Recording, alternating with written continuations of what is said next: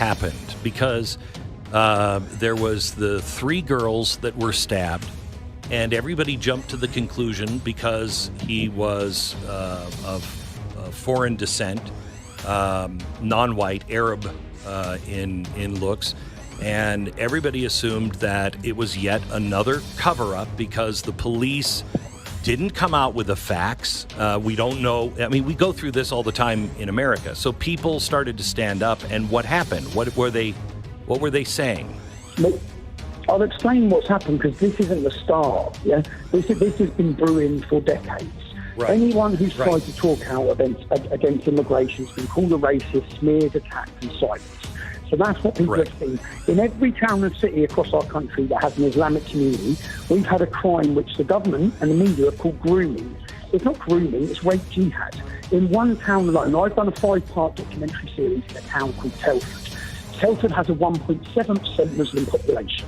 There were 1,000 English victims in that town, young children. 5 of them were murders, just in that one town. Out of the 1.7% Muslim population, it means there's only 3,500 Muslims. When you get into the women, the police investigation identified 200 culprits. The police investigation did. There's only 1,000 Muslim men. So that's 20% of the men were raping, torturing young English girls. Now, in that case, that the police identified 200 perpetrators, only 11 faced prosecution. They didn't charge the other 189. And in Rotherham, we had 1,400 children. So across our entire country, from one end to the other, young English girls have been sacrificed. The cases have been hidden up. There's been a conspiracy of silence by institutional leaders, religious leaders, political leaders. All of them have conspired together. Now, this isn't Tommy Robinson's opinion, because there's been government research and government investigations and independent inquiries in many of these cities. In Rotherham, they found that the reason the police didn't deal with it, and Rotherham, again, 1,400 victims, it's only got a 3.7% Muslim population. There's not that many there, but there's 1,400 children who were raped.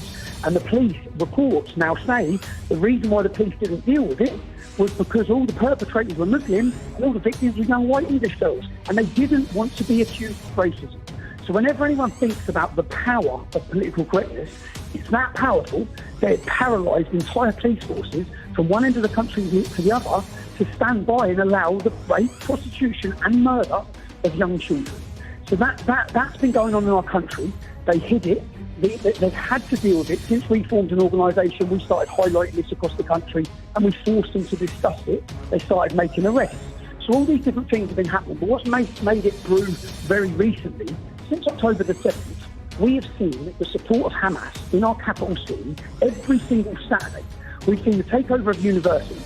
We've seen the calling for jihad in mosque after mosque after mosque. We've literally seen them standing in our city, in our capital city, demanding Muslim armies commit jihad. And whilst they're doing that, the Metropolitan Police Force then come out and say there's different meanings to the word jihad. Well, not when they're calling for Muslim armies. Then we see ISIS flags, Hezbollah flags and Hamas flags. And again, we're gaslit by our police force, who again coming up defending it.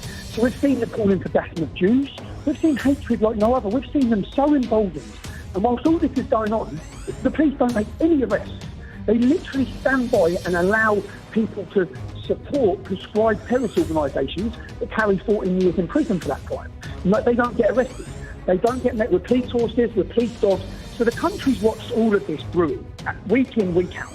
And we've seen the police failure to enforce the law equally across all communities. They have a favoured community, the Muslim community, but they literally don't do anything. And then as soon as Patriots come out, I organised a rally. Where they've been going through our capital city, it was Armitage Day, which is our most sacred day where we remember our armed forces. And the members of the Muslim community in that pro-Hamas rally said that there's going to be no silence this year. Yeah? So they're going to come to the war memorials and cenotaphs. So I made a video calling on British patriots to come down, because we can't rely on our police. Because every Saturday, our war memorials were desecrated. Every Saturday. They spray painted on them, they ripped down British flags, they set fire to our flags, and the police stood by. So we went in our thousands to London. And then when the police come out, it was ex-members of our military were with us, patriots were with us. The police come out and back charged everyone. Now that was a scene that no one has seen the police do that to these terrorists or these jihadists. No one's seen it. So then the videos went viral, and then two-tier policing become part of British vocabulary from that point on. Suella Braverman was our Home Secretary. she come out and said the Metropolitan. What's going on in Britain right now is wild. And it's a testament to something that I've been telling you for a very long time. And we're going to get into it right now.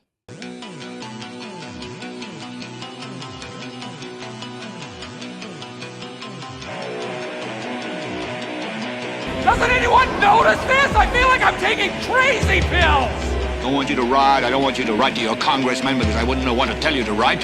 I don't know what to do about the depression and the inflation and the Russians and the crime in the streets. All I know is that first, you've got to get mad. Is the whole world gone crazy? Am I the only one around here who gives a shit about the rule? You have the luxury of not knowing what I know. I want you to get up now. I want all of you to get up out of your chairs. I want you to get up right now and go to the window, open it, and stick your head out and yell, I'm as mad as hell, and I'm not going to take this anymore!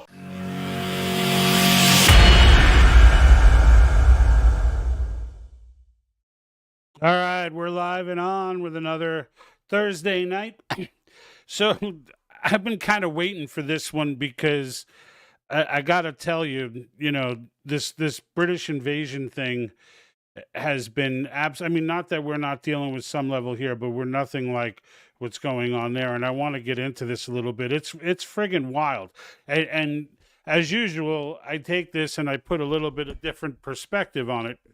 And really, my main perspective and my main point that I want to get out of it, and there are many, but the main one for those here in the States is that this is why it's important to understand that we are not a democracy. And, you know, for those, I've done videos on this. It's something that, as you know, gets under my skin. So there's no shortage of that. But at the same time, I've also seen people making these comments. I see people more and more making that distinction. And as I see them making the distinction, they're being used now, those people, by the left because they don't truly understand why we're not a democracy. And so they're basically being questioned on it. Their answers are horrific, and then it looks like they're just radical nuts. When the fact of the matter is, there's a good reason why we're not a democracy, and what you're seeing in Britain right now is that reason, is a big part of that reason. And I'm going to get into that in a minute. William Francis over on Facebook, how are you, sir?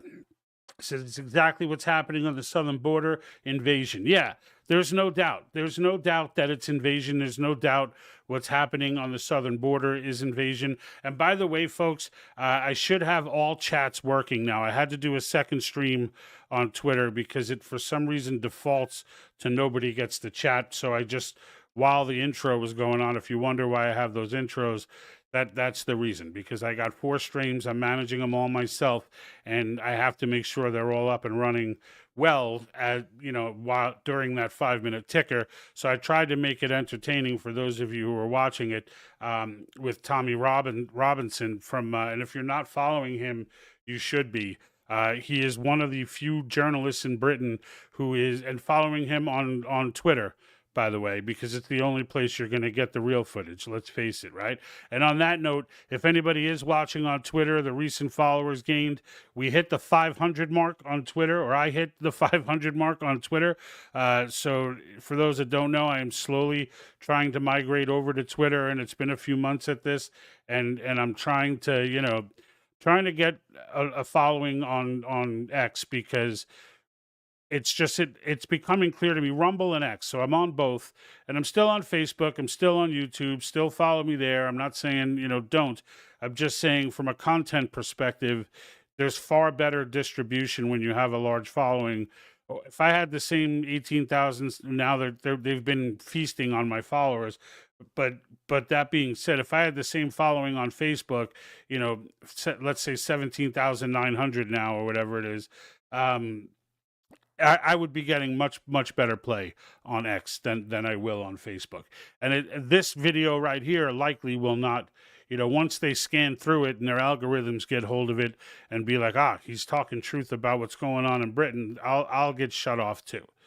like my distribution. I won't get canceled. Facebook doesn't do that. To their credit, they don't do that. At least you can come to the page and see it and see what went down. But it's not like YouTube where they just cut you out altogether. They're vicious. But Facebook just hurts your distribution. X doesn't do any of that. At least they haven't to me. And as far, I don't get a huge viewership over there yet, but I only have 500 followers, so I don't expect that. If I get that up to the level of Facebook, which takes time, I know it, but you can help me by going over there. It's at Patriot Think Tank, and give me a follow.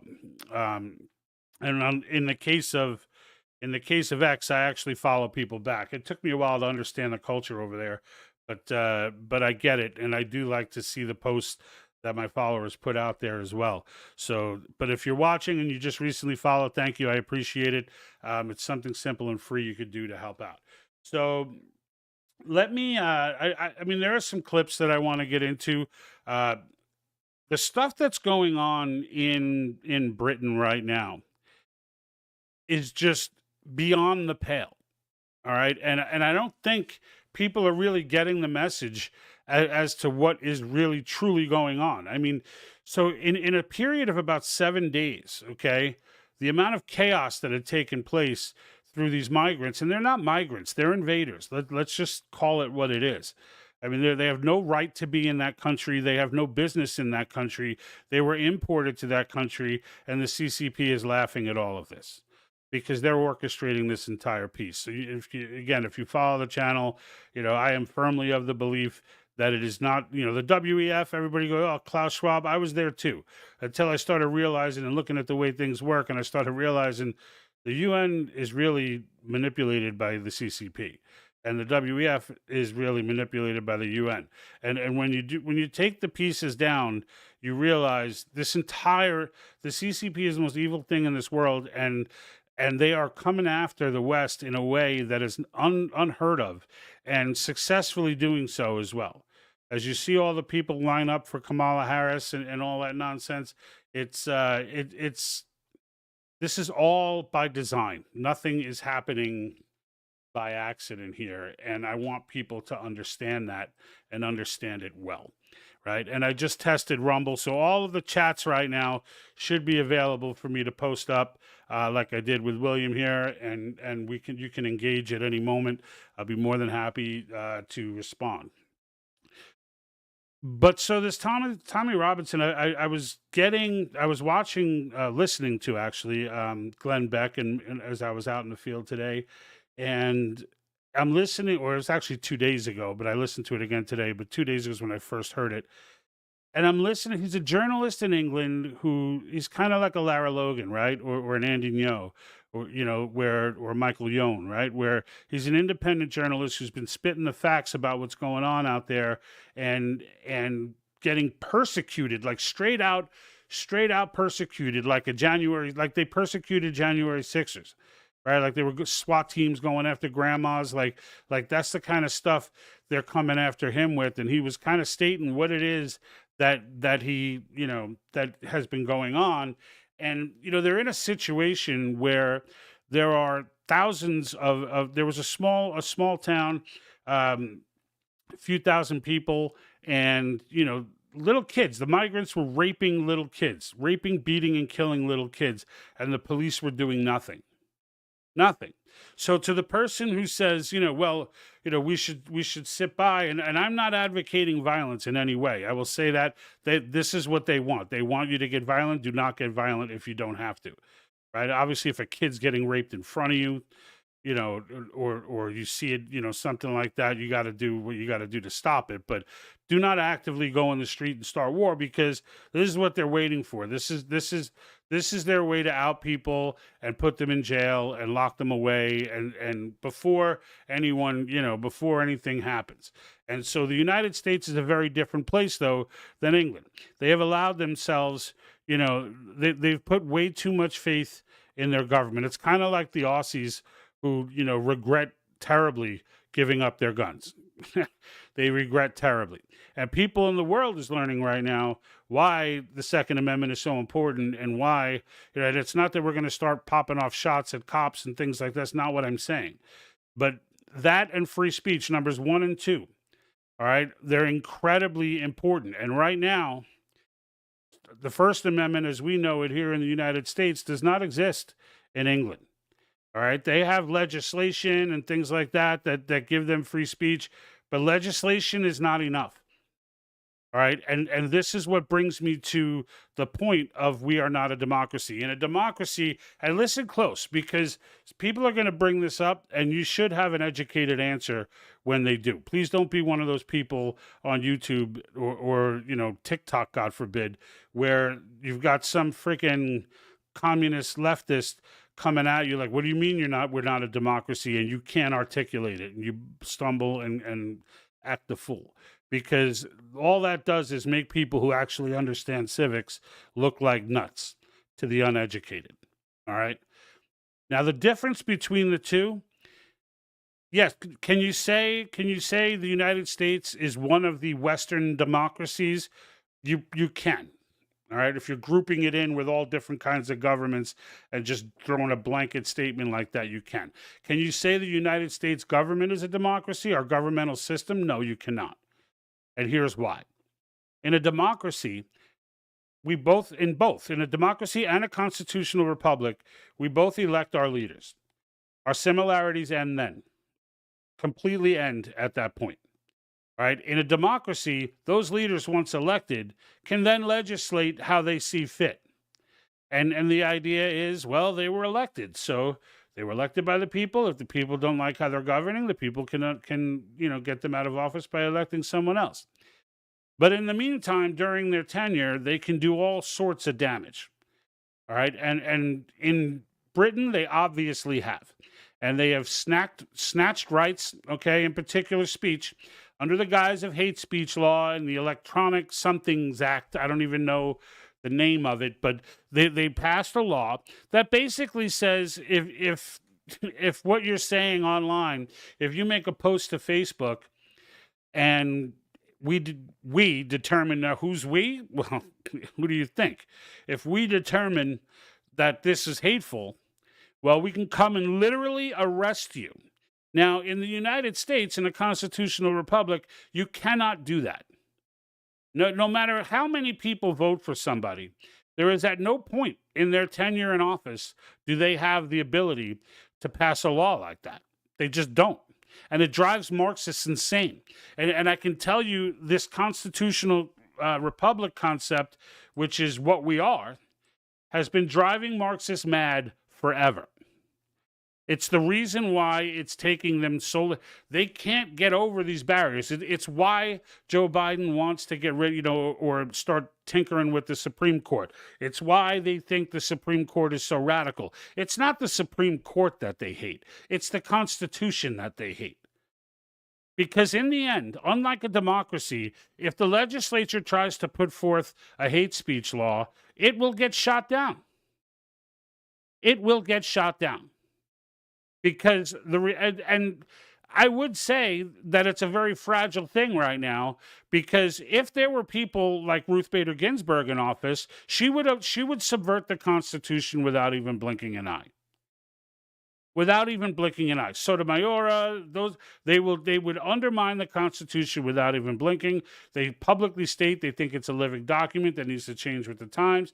And if this were posed to them, to put forth a hate speech law, they would, and was it constitutional or not, they would come up with some majority opinion if they had it.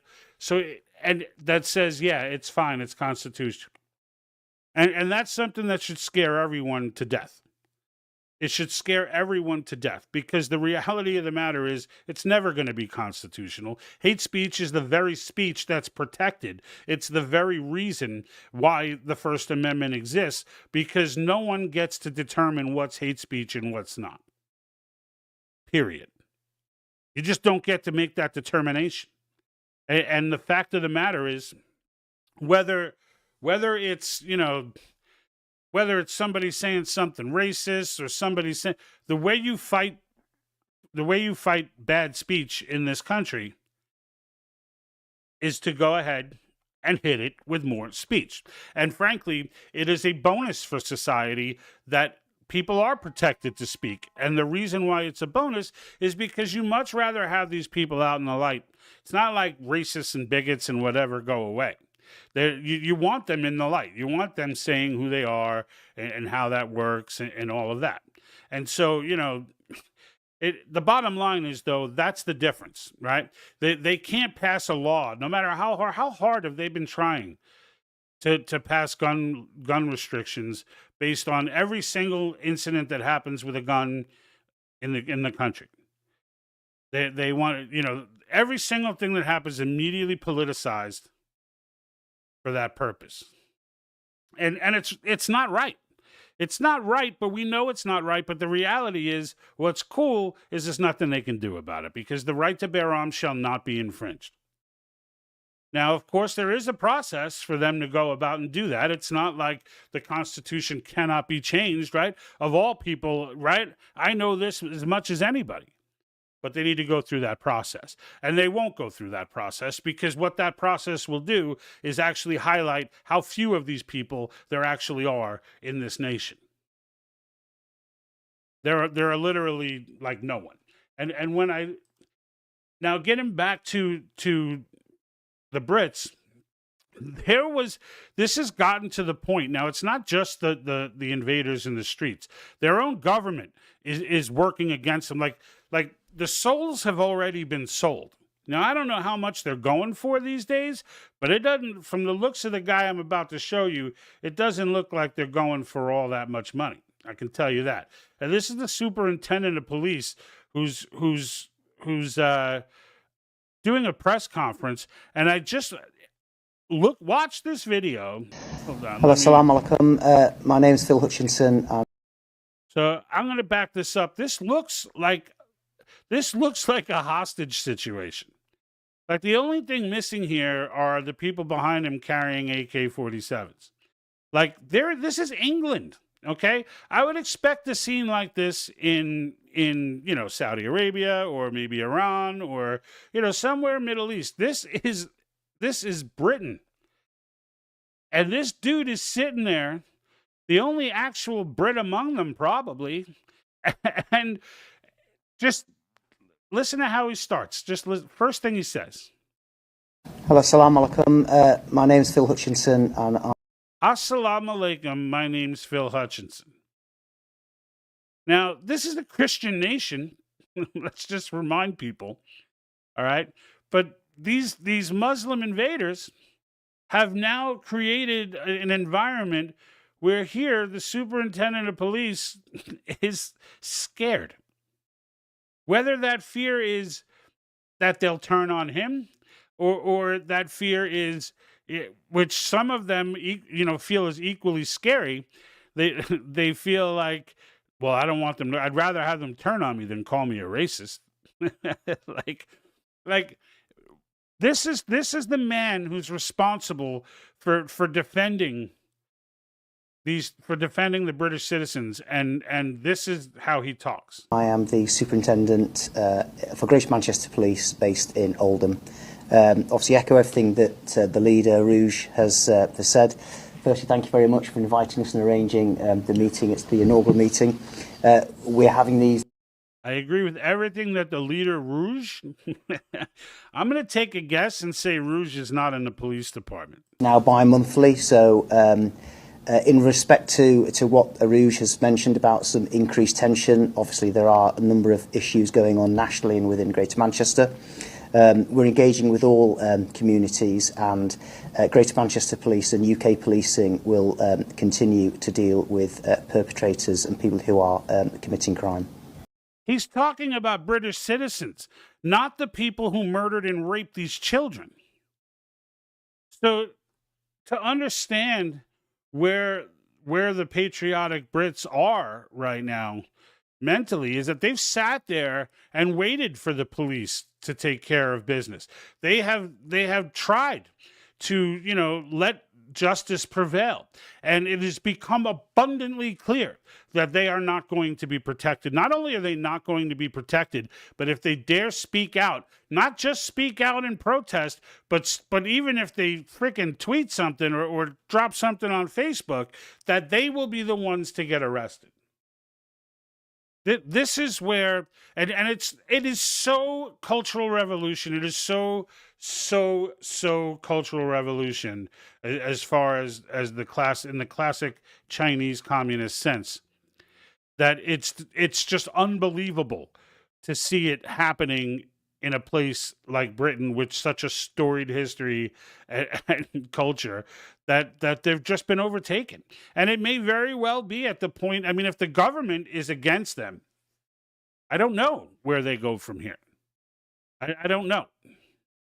I don't know what avenue they should. I don't understand, British law enough to even think that they could, like, I mean, it appears to me it's like the situation we're dealing with on steroids. Now, it's on steroids because it's in a much smaller place. Britain, maybe the size of New York, right? And mind you, it's not unthinkable that it's unthinkable to me that folks like this, like these animals that are running in the streets and whatnot and killing people, like, good luck in the Midwest, buddy, and in the South. Like, good luck. Let me know how that works out for you. But in New York City, where the population's mostly disarmed, if they do carry a gun, it's probably, they would likely be the one getting arrested. And so they're completely defenseless. And so, California, Los Angeles, San Francisco, these are places where these kind of freaks can just show up in mass and do some damage. Right? We've already seen, what happens when they gather at these universities. I mean, they've shut down universities and things like that. There's nothing to stop them in those areas. Portland, right? There's nothing to stop them from just straight up taking over a city. Nothing. Now, that's a far cry from taking over the country. And like I said, good luck in the Midwest, South, even the Northwest. Good luck. But in those coastal cities that are soft as a baby's bottom, and I don't mean the people are soft, I mean the governments are soft. Because even if the people stand up right now, if the government's going to turn on you, and I could totally see that happening in California, I can absolutely see Gavin Newsom getting the National Guard out and protecting murderers and rapists, etc. But this is happening, and the government knows it's happening, and a guy like Tommy Robinson is going out there and stopping it from happening, or not stopping it, but he's reporting honestly on what's happening, and they're attacking him for it. If you subscribe to Blaze TV, I would highly encourage you to try and check this out. It was on Glenn Beck's morning program. It's called the Glenn Beck program. And Tommy Robinson was the guest. You could probably YouTube or Facebook and get clips of it, but you're going to have to look for it because it's not going to show up in your feed. He did a long 15, 20-minute interview where really Robinson just went off the whole time. And just one after the other. I gave you a good chunk of it during the intro, although I don't know how many people got the full intro on the ticker. But this guy is out there trying to preach truth, and they're coming after him, actively coming after him. He went on holiday to Cyprus, and they were like saying, "Oh, he threw all his hate online and then ran away." And the dude's like, "Dude, I was on holiday." He's like, "I left on vacation with my family before all this happened." He's like, "But now, and now you're accusing me of like, ooh, he dropped a post and then left the country." Like, come on. But the way they're talking right now, if I was him, I don't think I'd go back. Now, I don't know. I mean, I don't know. But it sounds to me, and all signs look, with doot-da-doos like this running the show, I mean, what they're doing, the police have tried to encounter these extremists, these psychos, and I don't mean what the British media is calling extremists and psychos. I mean the Islamists who are insane and murdering and raping children. I mean those people. Not one word of Jesus anywhere from these people. Dude starts this thing off by saying Assalamu alaikum. It's just absolutely disgusting. It's just disgusting. And you wonder, people go, "Oh, well, they don't attack Muslim communities the way they attack, Christian communities, or they don't, because they're afraid they're going to, it's not because they're afraid. Muslim communities are irrelevant. They're irrelevant on the grand scheme. All these animals in the streets running around acting like there's some caliphate going on, like they're going to bring bring Islam everywhere. Like all these people that are running around acting the fool, they're all useful idiots in communist terms. They're all useful idiots. They have all been riled up. They have all been convinced, whatever the story needed to be to let them know Allah is on their side, and that they're going to, they get all psyched up. They run out there. They act a fool. When this all ends, the Marxists are going to kill every one of these people. Don't even get it twisted. Along with all the other people, all the Brits and people in the U.S. and everywhere else who swear Marxism is the way. This is how it always happens. It's not like you don't have to be Alex Jones to figure out that that's what happens. Every single time Marxism takes over a country, the first people whacked are all the useful idiots. Because as soon as they find out that it's not the utopia they thought it was going to be, they become what? They become patriots, and they decide they're going to fight against them. They know that that's coming, so they just whack them first. This guy, he better pray that they don't, like, it's not like they're going to be grateful to him. That's not how it works. And the CCP sits on the shelf and just laughs at this whole thing. They just laugh at this whole thing. And the best part about it to them is that no one's even pointing the finger at the CCP. Everybody's so caught up in the here and now, everyone thinks this is an Islam thing. Only to the Islamists, this is an Islam thing. To the people running the show, to the people not on stage, this is not an Islamist thing. They're irrelevant. Like I said, they're what the communists call useful idiots. And it's not just Islamists. There's plenty of young white females out there who are subscribing to that doctrine as well, and no shortage of college students either. But it's just absolutely ridiculous. And then, so what else are they doing? So now they're calling for the extradition of Elon Musk, and I will show you that. The time has come for Elon Musk to face the full force of UK law. And if that means extraditing Elon Musk to the UK to face UK courts and the UK justice system over his spreading of misinformation and lies that have sown division, chaos and riots in our country, then so be it. We will do that. And with the help of Keir Starmer, who is a trained, equipped prosecutor and lawyer, Elon Musk will be held accountable. We will not allow foreign agitators to bring our country to its knees in this way. We have to stand up to the richest man in the world. And if that means shutting down X in this country, I would say that would be a good first step. It is X that is the reason why these riots are happening. It is Elon Musk that is the reason why these things are happening. Any other explanation is simply not true. So Elon Musk, let me be clear. You are on borrowed time. And I speak as a journalist myself. Yeah, I believe firmly in... Now, he's a journalist. He's a journalist, but he's also echoing a sentiment in the British government, okay? He's echoing that sentiment. And I would say, when it comes to it, this is the guy, right? These are the people, these are the useful idiots, all right? These are the useful, and I'm sure Elon Musk is shaking in his boots right now. I'm sure he's as scared as anyone can be. And Debbie Good over on Facebook says UK can go to hell. I wouldn't say that, Debbie. I'll tell you this. Look, the UK, there's a reason why they're going down first. Because they don't buy into all the garbage as a whole. This is why Brexit happened. This is like, there's not much they can do when the government is just flooding the streets with invaders. Like there's not a lot the citizens can do.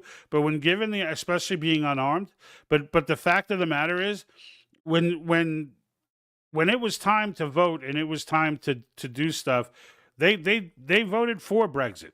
right? They like their autonomy. They are, and frankly, historically speaking, yeah, the U.S. may in our existence been the global powerhouse, but certainly in the modern era. But the Brits were like, of all the countries that fell to the Nazis, the Brits were holding their own. Now would they have eventually fallen? Maybe, just because there was no ally, right? There was no ally, and the fact is, Hitler has already conquered multiple countries at that point. But they didn't just go down. They didn't just. It's not like France where they were just like, here, take the keys, just don't hurt me. Like, that's not how they roll. So to me, like, I look, the U.S. is the last stand. There's no doubt about that.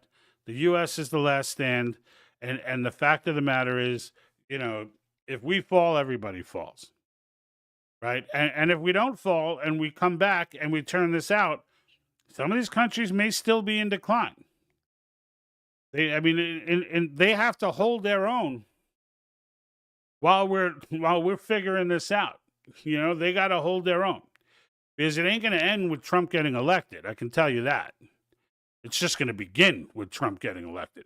Trump gets elected, right? And he will get elected. All this nonsense, if you guys have been getting it in your feeds too, these rallies and, Kamala's on fire. It's like, people know Kamala Harris is an idiot. Like, it's not, I don't care how many ads and how much propaganda they try to put out there. Everyone knows this woman is a bumbling fool who is in way over her head. She's been in positions that were way over her head her whole life. Her whole life. Which is why she slept her way to the top, to the DA's office, which then got her the position or an almost virtually uncontested Senate seat. And then, despite not being able to garner one delegate in her presidential race, she still gets chosen as the, and then they bash her the entire way, and then all of a sudden, overnight, she's brilliant, and they want you to believe that tens of thousands of people are showing up to see her at rallies. It's ridiculous. Meanwhile, she won't speak without a teleprompter, because if she does, she starts giving all that jibber jabber, and again, everybody just looks at her for what she is. But with respect to the UK, I would not insult the UK right now. We need the UK. We need the people of the UK. We need everyone in this world to fight Marxism at all costs, because the CCP is not going to stop. And it's true. The only one locking horns with them is going to be the US. But the fact of the matter is, the CCP is easy to defeat. They're not like, if not for this psychological warfare, the CCP is not a very strong nation. Now, they've been hoarding gold, and they've been doing this for a long time, and it's very likely if Trump wins, they're going to turn around and say, ha, we're going to back the yuan with all this gold and try and take down the dollar. And the way we spend money, they may be successful, because even though the economy generally gets better when Trump is in office, the debt does not. And that's what's going to determine whether or not the dollar crashes, not the economy. The jobs numbers are not going to save the dollar. They're like, more people will be working, but they'll be making garbage, because all of a sudden the dollar has no value, and the people paying now have dollars that have no value. The people receiving the checks have dollars that have no value, and the whole thing collapses. That's likely what the strategy will be.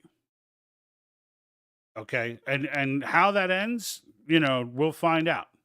But in the end, a free nation, even if the dollar fully collapsed, the reality of the matter is, without us, China can't even exist. Just get it straight.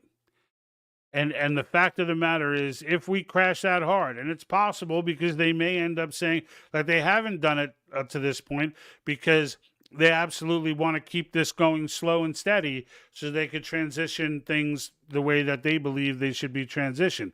But let's not get it twisted. Communist nations invent nothing. They innovate nothing. They those nations, the Soviets, the CCP, everything, every piece of technology that they've garnered over the years was stolen tech. Every bit of it.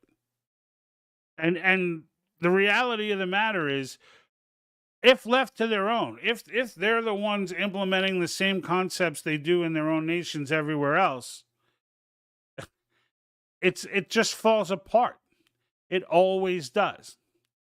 And it's been the U.S. time and time again that has stopped China from falling into the abyss. They came to Nixon. They came to Reagan. The nation is a mess. They're dealing with famine right now. No one even knows this stuff because no news gets out of there. I watch the Epic Times. I watch a lot of Joshua Phillip. He's got excellent contacts and sources in China for the CCP. That whole organization does. They originated there. So their documentaries on China are phenomenal. Everything they do on China is next level compared to what any media organization can do with respect to the CCP. But the CCP, don't get it twisted, folks, is managing this entire process. The entire process.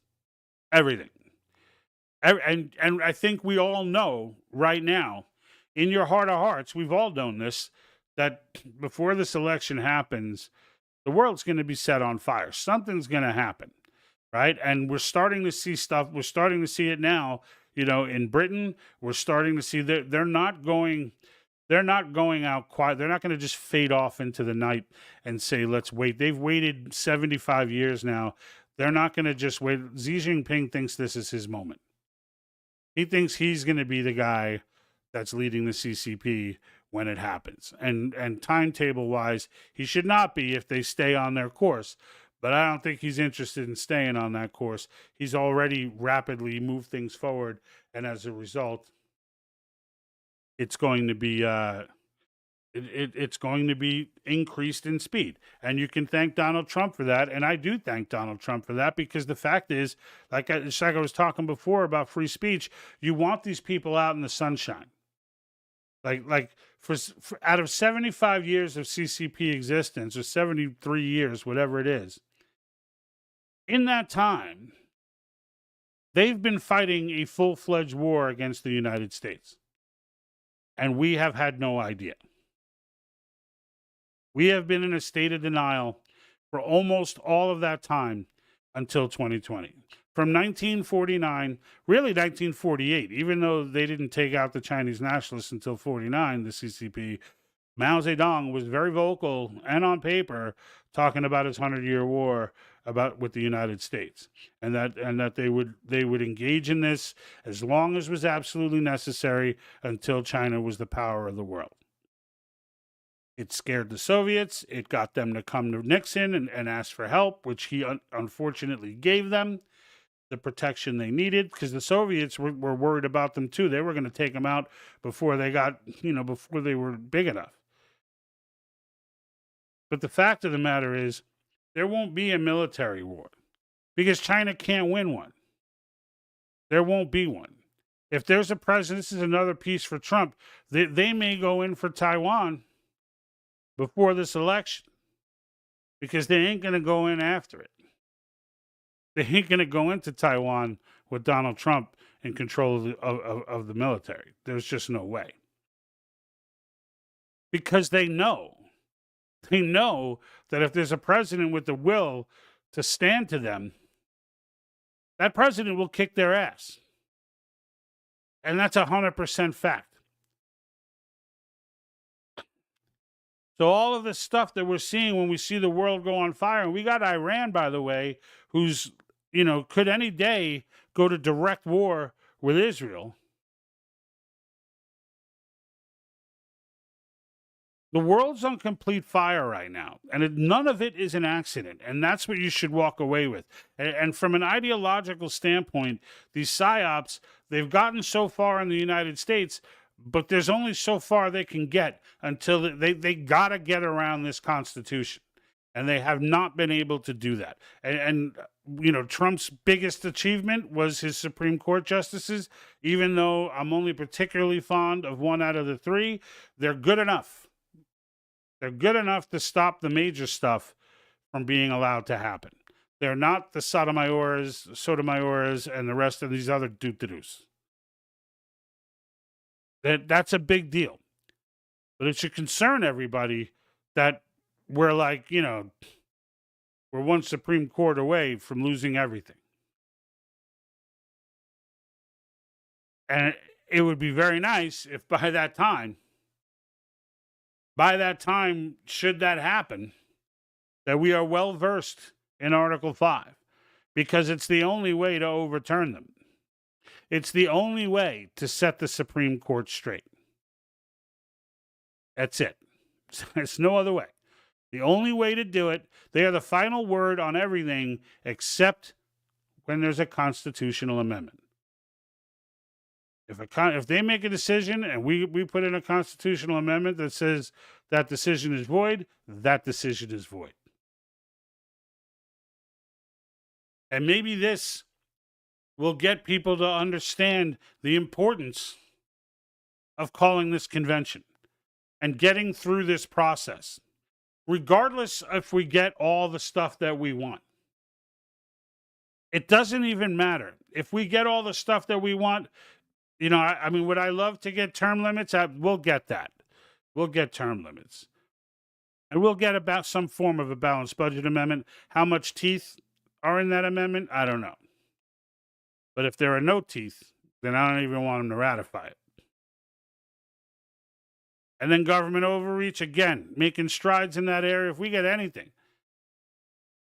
But the fact is, just getting through the process sets the tone. It makes Marxism impossible in the United States. That one never used before piece, okay, that one bit in the Constitution that most people have not even read. And I just went to Facebook to pop in and they suspended my video. So, folks, I don't know if you guys have been. I see there's still 6 or 7 viewers there. If you guys on Facebook, can you drop me a comment and let me know if I just got shut off or because I just went back. Every now and then I'll go back and check the streams and just make sure things are going okay. And I went back to Facebook and there's a big bar there saying we suspended your video or something. So, again, bringing up the point as to why I think X is so important, right? Because even Facebook, who doesn't normally do that sort of thing, is not, it's not above them. They're not above it, right? Let me see.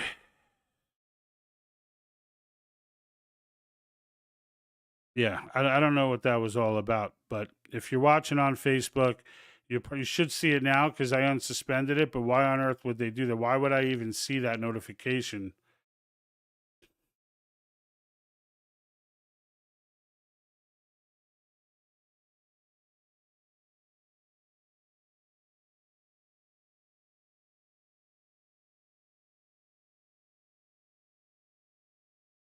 All right, so I am getting some people saying I'm on Facebook. I hear you, etc. So that's good.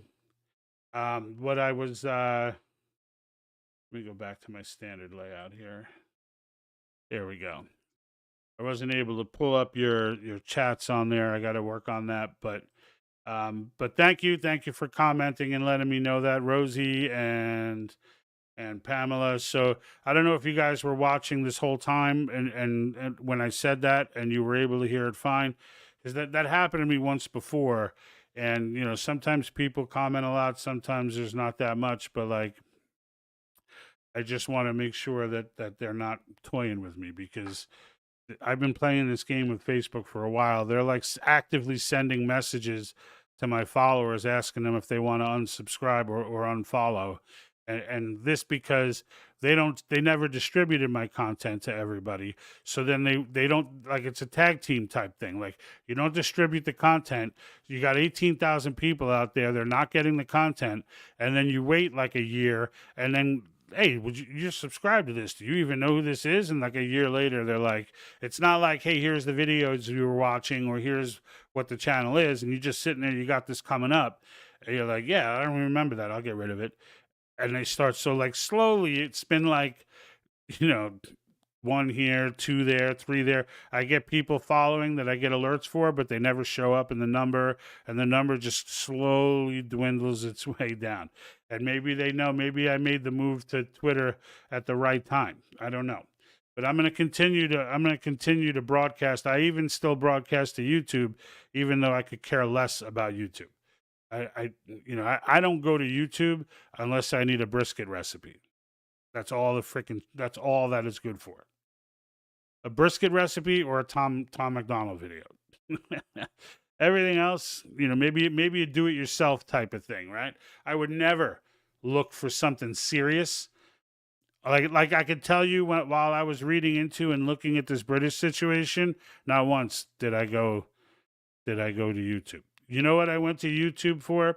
For this new, trying to figure out what the WHO is saying about monkeypox and the new COVID, because from what I'm hearing, from different sources, is that that's a part of the chaos we're about to endure. And whether it's monkeypox or not, I don't know. I don't know what. Like I said, I always knew something bad's going to happen before this election. Something bad is going to happen before this election. I think most of you in your heart of hearts feel that as well. Felt it before, this started going down in Britain. Like, we haven't seen what's going to happen yet. And I don't know what it is. I don't know what's going to happen. I don't claim to be Alex Jones. Alex Jones swears there's going to be, a new pandemic and that they're launching it and all this stuff. And look, the guy's been right a lot, so I don't know. But I don't have a way of knowing that. But I could tell you, listening to WHO, it sure sounds like they're kind of prepping themselves for something. So, and again, when you hear WHO, you're listening to the CCP. This is an organization whose leader stepped out and told us a bold-faced lie that COVID was not communicable between humans, even though everyone knew it was, but came out and said that because the CCP told them to. So I have zero trust in that organization. Rosie, thank you. Says I'll follow you on X. Heard Glenn Beck's interview with Tommy Robinson on Telegram. Yep, and I started following Tommy on X. Me too. If you folks are not following Tommy Robinson, if you want to get the real scoop on what's going on, all right, like that video clip that I showed you with that superintendent of the police, like Tommy Robinson posted that. The dude is putting out the real deal, and he's put out some documentaries that I have yet to go and find, and I'll try and get to that this weekend. But he said he's put out some documentaries that I think will be incredible, and I think and I think that's, you find a gem like that, and you need, like, you got a source, right? You got a source. How do you know that he's not lying to you? Because they're coming after him. That's how you know. Because they're coming after him, which means he's over the target. Right? It's like a British version of Lara Logan. Lady Mern, good evening. Good evening over on Rumble. I don't know why it's not showing me the little Rumble sign. That's probably something I got to click. But anyway, good to see you on, Mern. Voice of America. Britain is in deep trouble. Yes. We I look, my heart goes out to these folks because, I think they're outnumbered. I honestly do. I think this is happening now because, like, it's reached critical mass and they're outnumbered. And without the government, with the government working against them, that's really the tipping point. Like, with the government working with them, they can get this under control, protect these children, etc. But with the government, I don't know how much a soul is worth these days. I don't know what they're going for, but it's clearly not much. But their souls have definitely been sold. There's no doubt about that. And so, whatever it costs, whatever they put to it, they're gone. They're gone. Now just imagine living in a world like we always say, back to blue here, right? And it's like, but imagine they all just, like, turned against you. Just imagine, like, the blue just really, like they did in New York City during COVID. I mean, they were whooping people for no masks. I mean, it was a bad situation over there. But just imagine they all just turned on you for a paycheck. Like, I mean, I get it. You got to feed your family and all that, but my goodness, like, there got to be some limits. There have to be. Because if they all stick together and all walk together, they'll keep their checks. Because they won't be able to enforce the Marxism without them. They won't be able to enforce anything. And sooner or later, it'll be the higher-ups who the barbarians start coming to the door of. And things change quick when that happens. Things change quick when that happens. For sure.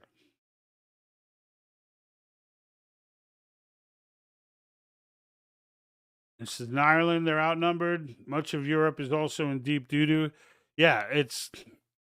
And again, these are not enormous populations. So it's not like, these are small countries. They're not enormous populations. The Brits have some might behind them militarily, but like, they're not a big country.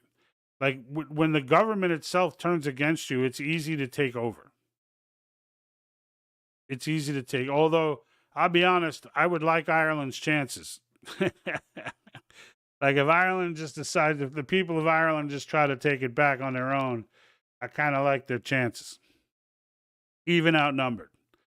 These Islamist psychos, they require numbers and masks. That tells you all you need to know. Tells you all you need to know. The time has come for Elon Musk to face the full force. Time has come for Elon Musk to face the full force. So here's an interesting clip that I got. Someone recorded themselves getting arrested for guess what? In Britain. The time's 20 to 3, 1440. I'm arresting you on suspicion of improper use of the electronic communications network. Under Section 127 of the Communications Act, okay? So you do not have to say that it may harm your defence if you don't mention one question, something which you later are in court. Anything you do say may be given evidence. Do you understand that? So I'm actually being arrested? You're going to be arrested, okay? Right. So you got to the police station. Right. You, okay, this is in relation to some comments that you've made on a Facebook page. Okay? Oh, really? Oh, sorry about that. The Times... right. You, okay, this is in relation to some comments that you've made on a Facebook page. So the police are at this guy's house, and there are other videos of them cutting through people's doors, like they're rounding up British citizens for trying to do the police's job. That's what makes this insane. It's not like these citizens are just, these violent people. Like, these are not violent people. The majority, I'm sure there are some, there's always those people that are in there going, I've been waiting for this, right? But in the end, it's not, the majority of these people are not violent people, but they're coming and rounding them up because they're speaking against the government. I don't know what this guy said, but I guarantee you, like in the United States, it doesn't matter what he said. This part, we're a long ways away from this happening in the United States. And again, that is the reason why you should correct everyone who calls us a democracy. What you're seeing here is a democracy. Okay. Oh, really? Oh, it's a Facebook crime, is it? Okay. Right. So we need to ask you some questions about that. Right. Have you got anything in your pockets, Thomas? I've got my keys. That's about it, I think. Keys. So, anyone who's been arrested, we can search them under Section 32 of the Police and Criminal Act. Right. That's for dangerous items. You said I was going to be arrested under some what information? I'm going to be arrested for posting on Facebook. Made some comments that are offensive, obscene, and people have made a complaint about that, and it's transferred. And can you tell me what this comment was? Okay, well, we'll do that when we interview. All right. So what am I going to be locked up for the night? That was actually key. So she said some people made a complaint about that. So going back to this being exactly like the Cultural Revolution, there are citizens who are selling out their brothers and sisters because they don't like Facebook comments. This is why the First Amendment exists. This is why the First Amendment exists. Because it's about that, right? It's about protecting. No nation can be free without an undeniable freedom of speech. There's no nation. It's absolutely impossible. It's just like you can't be free without property rights. You cannot be. Why do you think that they started with the property is theft stuff, for the communist Marxist movements? Why do you think they pumped that so hard into these kids' heads? Because you cannot be free if you cannot own property. Because no matter where you walk, you're walking on someone else's property. Like the kids, they think, no, the property belongs to everyone. No, it doesn't. It belongs to the government under Marxism. And don't refer me to Karl Marx's book. He's not calling the shots here. Never was. Never was. And look, it's why they go after what they go after. It is what it is. The CCP is nothing that is going on right now is not at some level initiated by the CCP. It's important that everybody understand this. As you download TikTok into your phone and talk about, I get great information from TikTok. No, you don't. Everything you get from TikTok can be gotten somewhere else. And frankly, everything you get literally is approved by the CCP. So if it's something that you think, well, this is such good information. No, that's information that even when it's true, it's only been allowed to hit your feed because it will piss you off. Like there's always every single, and there's an element of this in US-based stuff. So like, let's not pretend that that's not the case. But at the same time, there's a big difference between Facebook data mining and mind you, it's creepy where they data mine and do something with that data beyond advertising, or so it's even creepy just for advertising. But if they give that information to the government or did something like that, like when evidence gets brought forth that that's happened, and there has been with Twitter. And no, we haven't, even with the Supreme Court, seen proper action taken on that. But it's a whole nother level when you're talking about it's not even just the enemy, the United States' greatest enemy. By far. There's nobody close. Not Russia, not China, not Iran. No one is even in the stratosphere of the CCP when it comes to enemies of the United States. No one's even in the stratosphere. So the idea that we would allow them to data mine our citizens is just wild. It's just wild. And someone just wrote like a book. Jerry Rowe, I did see your comment. I certainly can't read it all right now. But my God, you just bumped everybody off my chat screen. It's like, what in the world? I thought it was like an error message. See if I could give everyone an idea. Yeah, look, the chat box is like, nah, I can't handle that. Let me see if we even try. Nah, it's just that was crazy. Yeah, I'll take a look at that someday. But that is definitely a lot of words. But how are you, Jerry? Thank you for watching. I appreciate you being here. I wish if you have anything a little more pithy, I will definitely get it up there. But yeah. So look, the enemy is clear, and that's a good thing. All right, we know who the enemy is. Whether you're British, American, Australian, New Zealand, wherever you are, and if you're a part of the Western world, you know who the enemy is. The enemy is the CCP. Every single bad thing that is going on in the world today was orchestrated by them. And I hope to God that people are still not in the mindset of, well, that's a little much, don't you think? I mean, everything is... Yes, everything. Everything.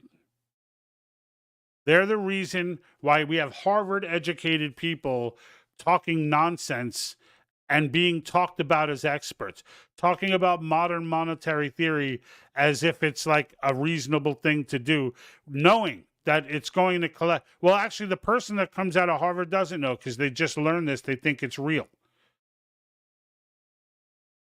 But to the sane person out there who understands, you don't have to be a professional economist to understand that modern monetary theory is a disaster and will destroy the dollar in the end. You don't have to be a mastermind to figure that out. But if you're from Harvard, you might. Or Yale, or Columbia, or Stanford, or everywhere where they teach this garbage. In any context other than it being an absolute disaster for the United States. All of that is run, but all of that happens and is that way. And the universities, the destruction of them, the dismantling of them educationally is all strictly tied to the CCP. At least in the modern era. It was started by the Soviets when the CCP were just getting started. But the second the Soviets fell, the CCP picked that right up. And they were still, even while they were even weaker.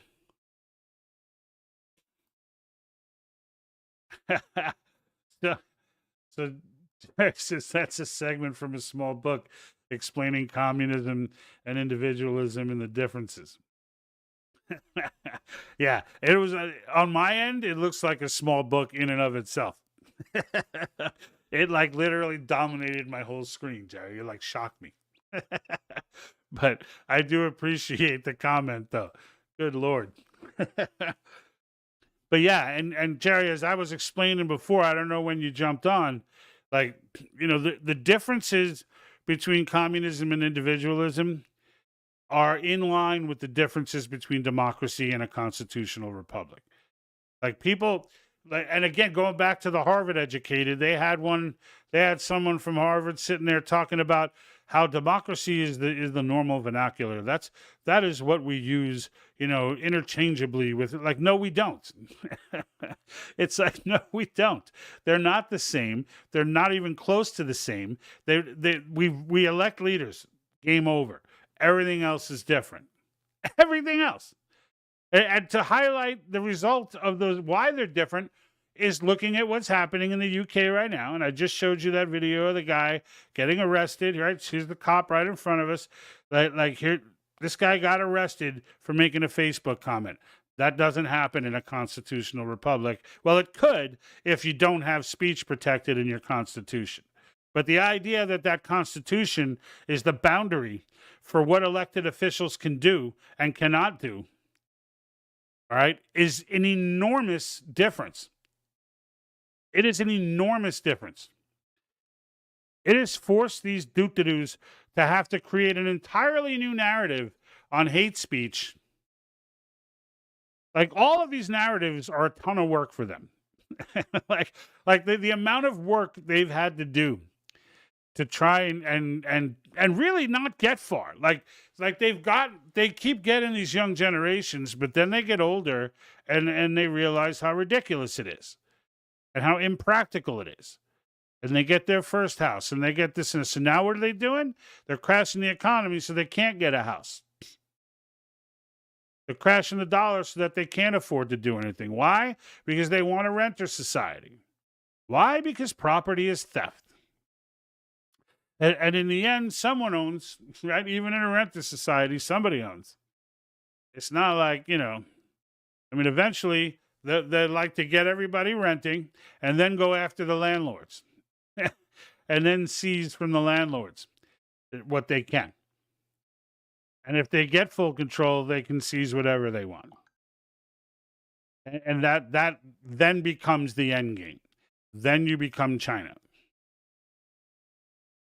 I mean, that's, you know, that's just how it is. So that book was written in 1925 by a California Democrat. Oh, my goodness. I can't even imagine. You know, 1925, though.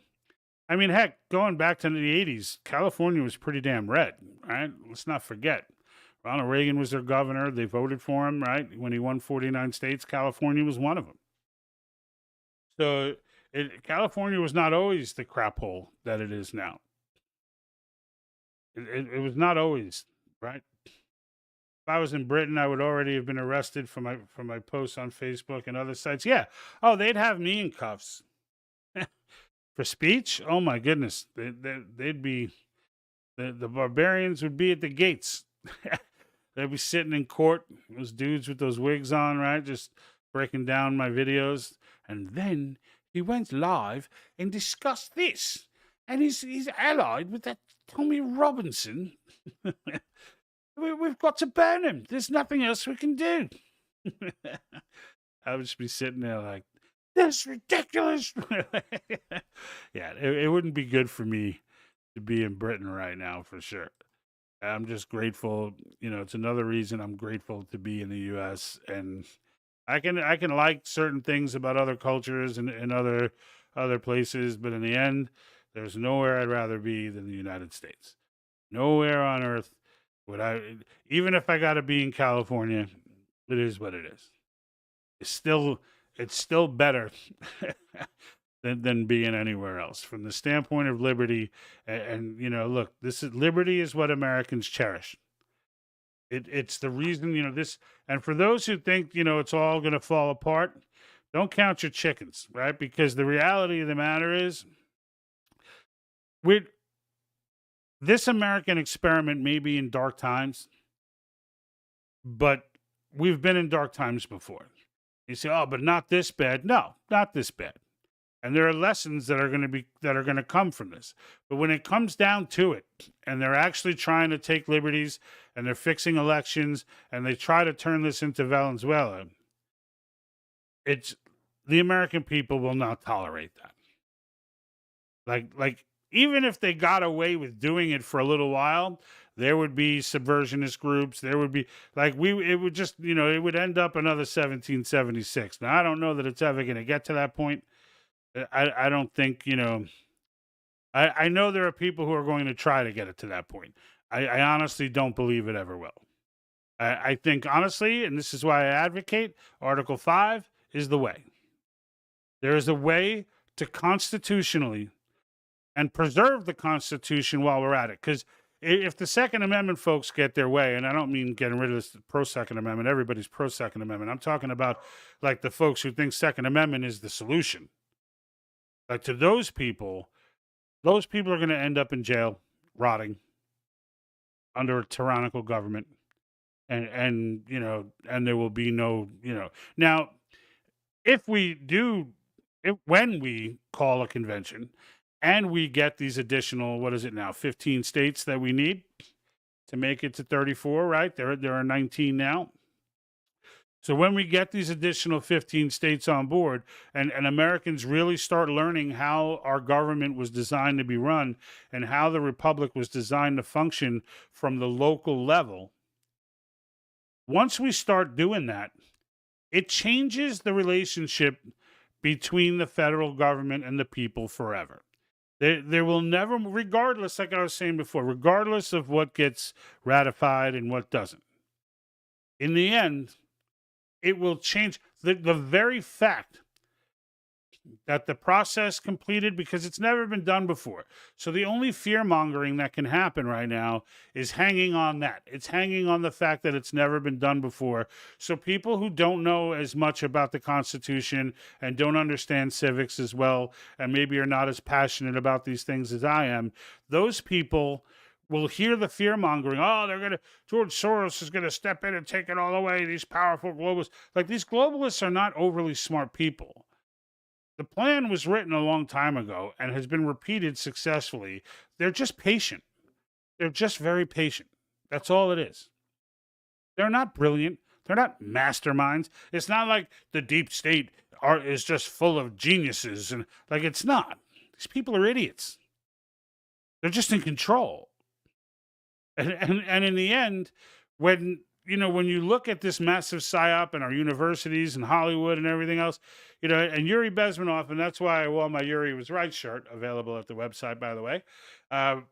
when Yuri explained these people, he's like, there's no turning. These people that believe, and have followed all the way along, and they believe that everyone's a conspiracy theorist, and there's nothing that will change their mind.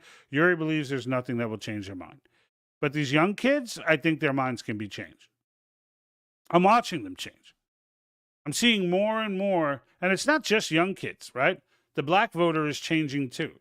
They're starting to realize the insulting nature of how the Democratic Party operates, and starting to now look into its actual history. And it's being driven by decades of failure. It's being driven by, just staying with one party for decade after decade after decade, and things getting consistently worse. And I think the fact that they started catering to illegals over them pushed it over the edge. And by that I mean they started looking into it deeper. They started asking questions. They started realizing this blatantly made no sense. And they snapped out of their mass formation. At least a good portion did. I mean, Trump was polling like 28% with the black population. I mean, he went to the Bronx, for Christ's sake. He went to the Bronx and had a successful rally with thousands of people in it. I mean, it's just, you don't do that when you can't break a mass formation. You can't go to the Bronx and have a successful rally. So over on Rumble, so France is in very bad shape, holding the Olympics there. It's very risky. It will be their last unless they fix it soon. Yeah, look what they did with it. I mean, as long as they're willing to have opening ceremonies like that, they may do the Olympics there every year. I mean, France is a weak country anyway. They've always been weak. Everybody knows France is weak. Nobody, like, if you want to take over the world, you always start with France, right? I mean, that's it. You're gonna. I mean, I'm not encouraging anyone to be an evil, world power dictator. But if you're gonna do it, you start with France. I mean, there's nowhere else to start. I mean, it's even less challenging than like the Bahamas. I mean, they just give up the house. They're like, "Can we give you wine, cheese? What do you got?" But yeah, look, if this goes down in France, they're done. Like, I wouldn't even be talking about them having a chance. None of it. England, I don't view that way. Britain, I don't view that way. Britain, look, these folks are hardcore about Britain. Like they're as hardcore in loving their country as any American is in loving ours. I mean, they're all business. Those folks are not trying to, they're not trying to just let their country go like that. They're not. Now, how do they approach this with the police and everyone else working against them? I don't know.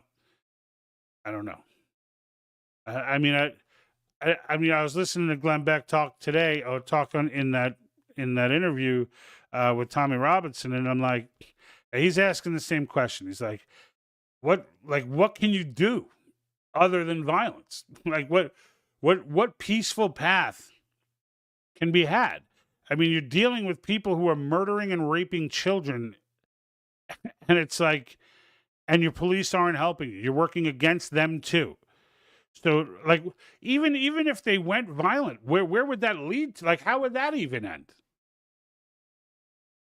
The whole thing is just an incredible mess, and like, I mean, it seems to me like they're outnumbered. That's what it seems to from this side of the pond. But I could be wrong.